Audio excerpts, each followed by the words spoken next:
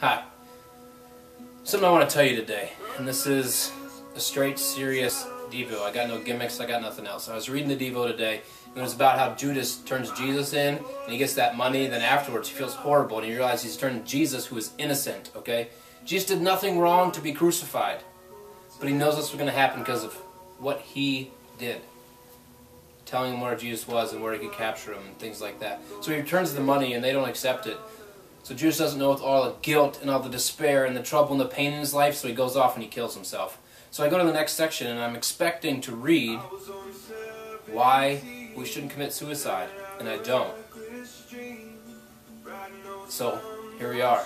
I want to tell you why you should not commit suicide. First, I want you, if you know anyone that's thinking about it, or if you are yourself, I want you to watch this video, okay? You might not be thinking about it right now, but if you find yourself thinking about it like 6 years from now, come back to this video. I will leave it up, okay? Use this video.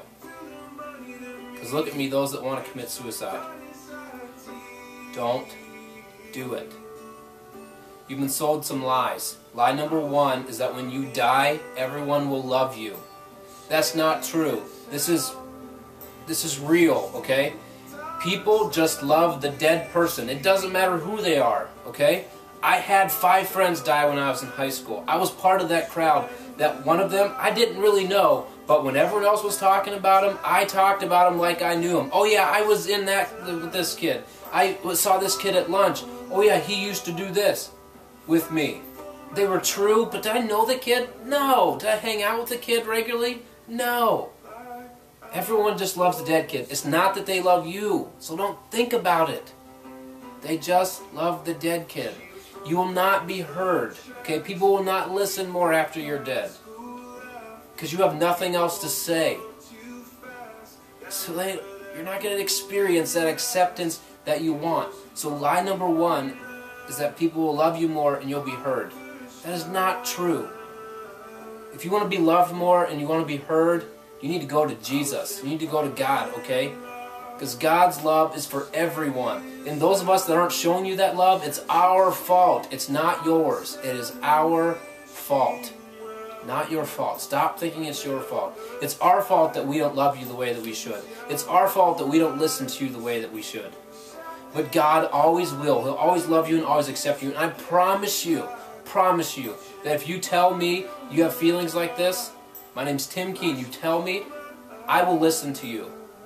I promise. You come to my church, we will listen to you, I promise. That's what God wants us to do, and that's what we're trying to do. Lie number 2 that's been sold to you is that all your problems will go away. That is not true, because one of 2 things will happen to you. You'll either go to hell, and if you think you have problems here, wait till you encounter those problems. Hell is real, I promise you, it exists, and you're not going to want to be there. It is 1,000 times worse than what you're experiencing right now. The second thing that might happen to you is you'll stand before God, and you're going to get to go to heaven, but you'll look at God, and God will say, what are you doing here? You're not supposed to be here for another 35 years. And you'll say, well, God, I didn't trust you with those 35 years, and what I was dealing with, you couldn't fix, so I had to end it.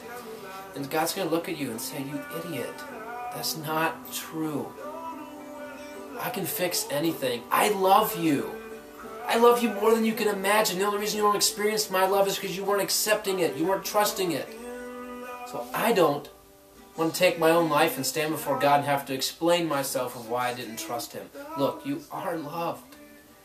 People might not be showing it to you, but there's a God that's pouring it out to you nonstop. Give Him a chance. Before you do anything else, give God a chance. And if you're someone that says, I've been giving God a chance, I've been going to church, He's done nothing for me. Well, maybe it's you're not doing anything for Him. God's not a vending machine that we push buttons and we get out what we want. It's a relationship. It's a two-way thing. So are you pouring into God?